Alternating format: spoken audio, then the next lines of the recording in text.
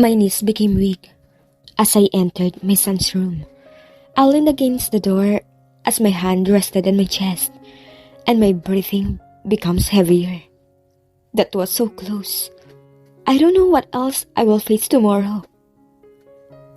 I am disgusted with myself because I had taken so much of what Richmond had done to me earlier. And worse, I pressed my head against the door. I immediately went to the bathroom and took a bath. And even when I am bathing, memories earlier still haunt me. I quickly finished my bath and got dressed. I woke up because of the ringing of the alarm. My head throbs in pain because I didn't get much sleep. It's daylight when I finally fall into sleep. I lay in bed and stared at the ceiling when I suddenly remembered what had happened this morning. Kainis. I laid my stomach in bed and closed my eyes. After a second, my cell phone's alarm rang again. I searched for it next time. What time is it? Oh gosh! I quickly got up from the bed when I saw it was noontime already. Binilisan ko. Tinawagan ko kaagad ang sekretary kong si Kara habang nagmamadaling pumunta sa bathroom. When I realized that I was in my son's room, I quickly went out and got to my room. Maybe my digital door lock is fine already. Hello, ma'am? I heard Kara on the other line. Nasa unahang pintong bahagi ako ng aking kwarto. Kara, I'll be late. Can you move my meeting with Mr. Swisser? Successful. My eyes widened as my passcode suddenly worked. Surprising, because last night, sigurado kong ito yung passcode na inilagay ko. Then how it suddenly worked? Regarding the meeting, ma'am, Mr. Swisser called and told me that he would be also late for the meeting because of an emergency. I sigh in relief. Good, I'll be there in an hour. Just get the conference room ready, okay? Noted, ma'am. Thank you. I dropped the call and got ready. Ang sinuot ko ay isang black lace corset with a black Gucci blazer. Nang lumabas ako sa kwarto, nakita ko si Jared and Richmond na nanonood ng TV. Richmond's eyes fluttered when he saw me. Hindi ko siya pinansin. Mama, are you going now? My son asked me. I nodded and leaned a little to kiss him on the cheek. Yes, be a good boy, okay? He nodded. Hindi ka ba muna kakain? Tanong ni Richmond. I shook my head. I'll just eat outside. I have to go. He held my arm. Maya-maya, naalala ko na naman ang nangyari kagabi. What? Ihatid na kita. Tinanggal ko ang kanyang kamay. I can manage. Walang kasama si Jared dito sa bahay. Saka nagmamadali na din ako. Sino naman nagsabing iiwan natin ang anak natin dito sa bahay mag-isa? Of course, we will take him along. I was speechless. Wala namang mali sa sinabi niya pero kasi... Hey buddy, we'll go with your mom. Hindi na ako nagprotesta pa. Wala pa akong lakas para makipagtalo sa kanya. Really? Let's go! My son grabbed the remote at pinatay ang TV and quickly dropped himself off the couch. I looked at the two with their hands intertwined and smiled at me. And now I noticed that the two are dressed up already. So they planned this, huh? I just shook my head and smiled. Alright, let's go. Si Richmond na nagpumilit na siyang mag-drive para daw mabilis kami makarating. Hindi na ako umangal pa dahil sa aming dalawa, siya ang di hamak na mas mabilis magmaneho. Are you sure hindi ka muna kakain? He asked me. I'm sitting next to him and Jared is in the back seat. I'm busy with my phone because I'm reviewing the presentation that Kara made last night. I'll eat after the meeting. No. I turned to look at him. I don't have time to eat since my business meeting's coming up. Who are you meeting with? I'll talk to her so you can eat first before you start. Are you serious? Yes. I won't let my wife go to that meeting with an empty stomach. He said without looking at me. Richmond. No buts, we'll eat. I'm late. I couldn't help to raise my voice. I don't care. Besides, we haven't eaten yet. Nanlaki ang mata ko. Ano? Anong hindi pa sila nakain? What? Why you both haven't eaten yet? Don't tell me even Jared didn't eat breakfast. Richmond! I don't let my son go hungry. Relax. He ate his breakfast. Then why you're telling me na hindi pa kayo kumakain, ha? Oh, I'm sorry. Pero ako pa yung hindi kumakain. Napataas ang kilay ko. And so, hindi ko nakasalanan yun kung hindi ka pa nakakakain. I returned my focus to what I was doing. It's your fault, baby. I wrinkled my forehead. What are you saying? You want to know? Inirapan ko siya and I just continued what I was doing with my phone earlier. Bahala ka. He stopped the car because the red light is on. He leaned over and I felt him barely touching me. What will he do? I didn't have my breakfast because I want your lips as my breakfast. What? Nang makarating na kami sa company, everyone was impressed with Richmond, especially my female employees. I saw them blush and swooning over him. I can't blame them for Richmond's physical appearance though. But because he's with me, and they had the idea already that he's my son's father, no one dared to approach or ask for a selfie. Jared was the only one they had met before, and surely they have missed my son. I used to bring Jared here often, even though I was always busy in my office. Ma, I want fried chicken. I look at my son. Okay, magpapadeliver tayo. Yes! He jumped in excitement and held my hand. I look at Richmond, who's just standing next to me, and it looks like he's in deep thought. How about you, Richmond? What do you want to eat? I'm just going to order, but I can't keep up with you both because my meeting is about to start. He just looked at me. Anything. Why does he seem to be in the throes now? Samantalang kanina patay ang tukso niya sa akin habang papunta kami dito. Okay. We went straight to my office. Pagkapasok pa lang namin ay nabungaran ko na si Kara na may inaay sa desk ko. Kara? I called her. She quickly turned to me and smiled. Ay, hello, handsome Jared. Mabilis naman na nagtago ang anak ko sa likuran ko. Hello, Secretary Kara. Nahihiyang bati ng paslit. Napangiti naman ako. Alam kong crush niya ang sekretary ko, kaya siya nagkakaganito. My secretary slightly bent, so her chest barely peeked. I turned to see Richmond and observed his reaction. But I saw his back instead, while he's looking at my large portrait with Jared. Come here, handsome, don't you miss me? I look at Kara again, who's still stooping in front of me, while she's talking to my son. I smiled and let my son hide behind me. I'm sorry, Kara. He's really shy. You're his crush. Ma! Jared leapt behind me and ran to the couch. He immediately lay down and turned away. Kara and I both laughed. Oh, is he the father? Kara asked casually as she noticed Richmond's presence. I approached the man beside me. Richmond, he turned to us. I want you to introduce to my secretary. He came to me.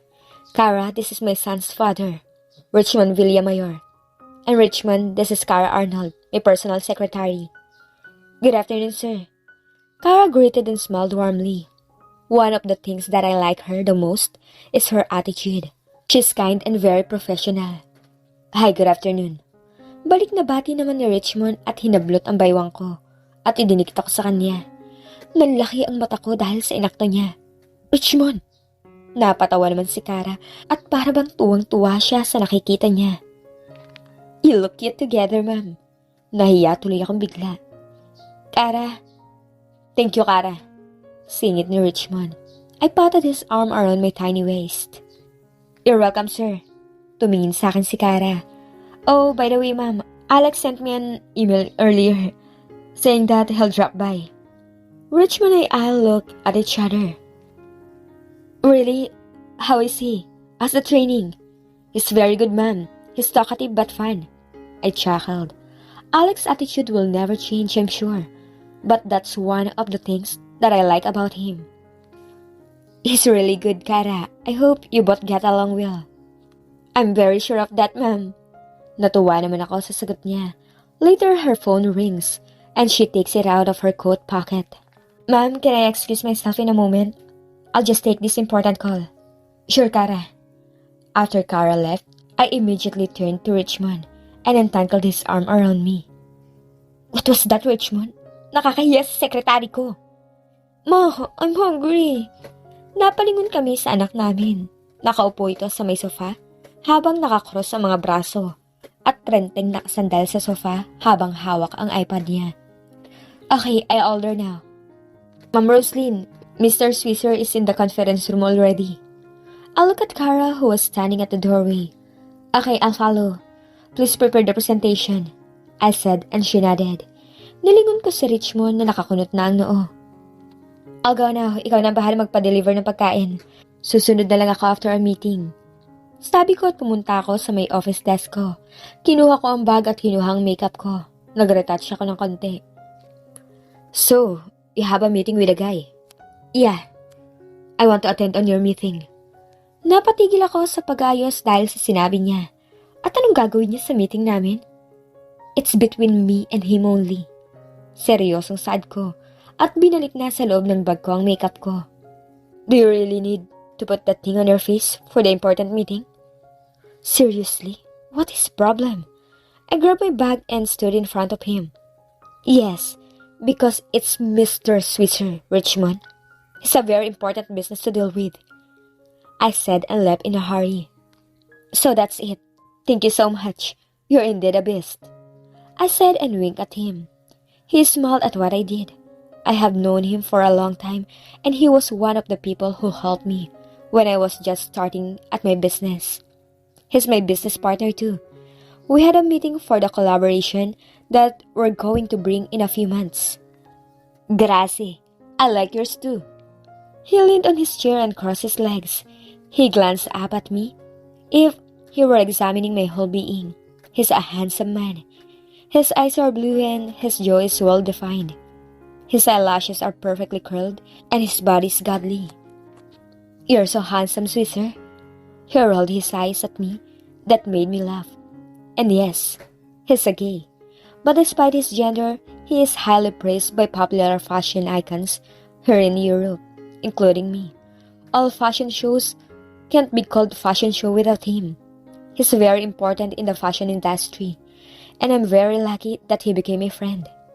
Oh, please, Roselyn, don't call me by my surname and being handsome. I want to puke. I laughed so hard for the way he acted. Sorry, Julian. Yeah, that's better. He stood up and adjusted his necktie before facing me. How's your son? I heard from Kara that you bring your kid with you. That's why I bring his favorite chicken wings. He pointed his finger on the paper bag behind him with the logo of the famous chicken restaurant here in Geneva. Thank you, Julian. He is in my office right now, I told him. Then let's go. I want to see him. Sure. Once Swisher and I got out of the conference room, we were welcomed by the eyes of my staff. They're swooning because of Julian's undeniable looks. Like Richmond, he also catches attention when every time he visits my company. Although there are many good men here in Geneva, their looks are still diverse, especially Julian because of his captivating eyes. He only smiled and nodded to those who greeted us. He is well known here in my company because he often visits me, especially when he have an important business matter to discuss. When it comes to others, the behavior he demonstrates is very distinct. But when it's just the two of us, it does appear that he is far from what he looks like. Naabutan namin na bukas ang pinto ng opisina ko, kaya hindi ko na kailangan pang mag-enter ng passcode. Naabutan ko ang mag-ama na kumakain. Nakita ko din si Alex na nakikisalos sa kanila at panay ang daldal. Nakita ko naman ang pagtawa nila. Napangiti ako sa nakita ko. Their backs are facing us, that's why they didn't notice me and Julian. We have visitors, sabi ni Julian. Yes. Oh, okay. That two guys looks good. Napatingin ako sa kanya. Oh, come on, Roselyn. Don't give me that kind of look. I have a boyfriend. I laugh. Pumasok na kaming dalawa. Tumikim ako para kunin ang atensyon ng tatlo. Lumingon naman agad sa akin si Jared. Sunod ang dalawa. Nanlaki pa ang mata ni Alex nang makita ko. Ewan ko lang kung dahil sa akin o dahil sa kasama ko. Ma! Oh, hi Uncle Julian. Bati nito kay Julian. Hi, how are you? Lumapit ito kay Jared at inabot ang paper bag na kanina niya pa gustong ibigay sa anak ko. Wow! Chicken wings! Thank you, Uncle. You're welcome. Jared goes back to his seat. I see Richmond, who's just standing in front of us while looking at Julian. If looks were deadly, he might have knocked out already. And because I was traumatized by what Richmond had done to Ram, I put myself between them. Richmond, this is Swisser, my friend and my business partner. Julian just looked at them. Nakaramdam yata si Julian kaya siya na ang unang bumati kay Richmond. Hey, my name is Julian. It's nice to meet you.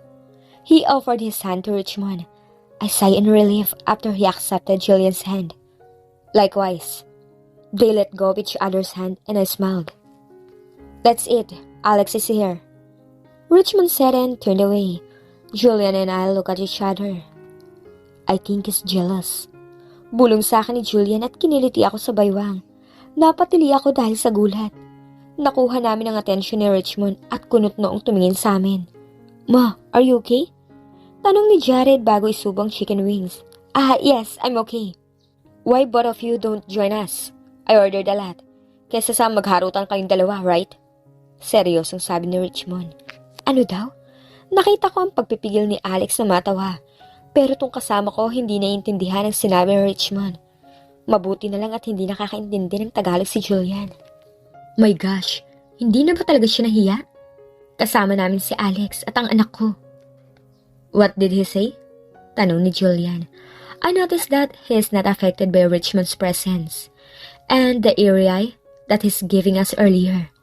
Probably because he has become accustomed to dealing with different types of people. Oh, don't mind him. Bulong ko sa kanya. Do you want to eat outside? I added. I'm anxious about what might happen. I know Richmond. I'm scared that he makes a move and do dumb things. I don't want to embarrass Julian. No, it's alright. Your man asked me to join, so I can say no. That's rude, you know? Sabi ni Julian sa akin. Napahinga na lang ako ng malalim. Subukan mo lang talaga, Richmond. Walang ginawa si Richmond na alam niyang ikagagalit ko. He was quiet but obviously did not like Julian's presence. I knew he was jealous, but he doesn't have to worry because Julian is also like Alex. Alam kong pansin na niya yun dahil habang kasama namin siya, nagkasundo agad si Alex at Julian. I know how observant he is. That Swisser is gay, am I right? Richmond asked me for ninth time after we got inside my car. I fastened my seatbelt first before I answer him. Sa totoo lang, kanina pa siya tanong ng tanong sa akin at malapit na ako marindi. Yes, so stop asking. I look at our son who is already asleep in the back seat. Napagod kakalaro at kakaikot kanina. It's already 9 p.m. and we're heading home. I've been busy all day. Richmond helped me to finish my undone paperworks, while Alex is still on his training with Kara, so we haven't able to talk for long. He can start next week. About Julian, he's planning to take Alex as a brand photographer because he discovered Alex's capability in photography. Alex showed Julian all his shots on his Instagram account, and Julian liked all of them. Alright, it's very manly to look at, but based on my observation earlier and your confirmation, I knew it. Don't worry, I'll respect him the way I respect Alex. I had my smile. Glad to hear that. He already started driving. I leaned on the headrest and closed my eyes. I'm so sleepy. He's great, Richmond. Don't hate him. I don't hate him. I'm jealous. I opened my eyes and looked at him. Why? Because he has a blue eyes? Pangasar ko. I saw the tightness of his grip on the steering wheel. So I grinned in victory. I knew him well. I don't care if he has a blue eyes. The next morning, I woke up early because it's my rest day. I have more time now with my son. Great timing because he has no class today. I look at my watch. I am prepping up because the two were about to wake up. Naalala ko na naman bigla ang sinabi ni Richmond tungkol kay Julian. Nakakainis talaga siya. Kung ano-ano lang nasasabi kapag nagagalit. Nakakalimutan niya agad ang respeto na sinabi niya. Walang filter ang bibig niya minsan. Kung may ugali man siyang hindi nagbago, yun na yung pagiging bastos niya minsan. Good morning. Speaking of, I breathed in the strong scent coming from him. Your perfume is too strong. May lakad ka ba? Tanong ko sa kanya. Tiningnan ko kung ano magiging reaction niya, kung may inis ba siya sa tanong ko ano. Pero nang makita kong nasa good mood siya, hindi na ako nagsalita pa. I felt him walk towards my direction and he leaned against the refrigerator and watched my every move. I just noticed. He spoke and I looked at him. Ano na naman kaya yun? Ram hasn't visited you yet? Is he still alive? I stopped and glared at him. He's right. I've never seen Ram again after what happened between the three of us. I should ask him and say sorry at least. Why? Do you miss knocking him out? I asked sarcastically. But it seems that he's not offended by my question. Kinda, but no. I won't punch him again. I'm sorry, okay? But still, I can't change the fact that he's my rival. I ignored him and paid my attention to what I was doing instead. Baka kung saan pa mapunta ang usapan namin at masira na naman ang mood ko. Rest day ko pa naman ngayon at ayoko maging stress day. Sorry, he said. Just please, huwag mo na siyang saktan uli. Ako na nagmamakaawa sa'yo. Sabi ko sa kanya. Pilit na ngiti lang ang sinagot niya sa akin. I love watching you. I heard him say. Hindi ko siya pinansin at hinayaan lang siyang magsalita ng magsalita. Pero ang makulit, panay sunod sa akin kahit saan ako magpunta. Hindi ko alam kung matutuwa ba ako o maiinis sa pagsunod niya sa akin. Namana ni Jared ang kakulitan niya. I was about to go to my room when he blocked me. I inhaled again his strong scent. I love you, he said. My heart beat fast after he said those words. This is getting out of control. Richmond, I love you, he repeated. Okay. Sagot ko at nilagpasan siya pero bago pa man ako makaalis, nayakap niya na ako. I'm sorry for offending you today and your Julian yesterday. I won't do that again. Wow, is this true? He's saying sorry? You should. Baka tuluyan na ako mainis sa'yo at hindi na kita.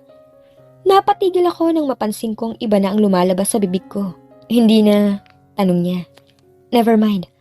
I took off his embrace and faced him. I think Jared is still asleep. Why don't you help me to cook for him? He looked surprised because he didn't respond right away. He just stared at me at first. Sure baby, let's go. And I surprised when he carried me before he got to the kitchen. Ano na naman kaya ang plano ni Richmond ngayon kay Roselyn? Nagbabago na nga ba ang damdamin ni Roselyn para sa binata? Hanggang dito na lamang po ang ating kwento. Sana ay muli niyong subaybayan ang susunod na yugto ng Unselfish Love, ang pagbabalik. Maraming salamat!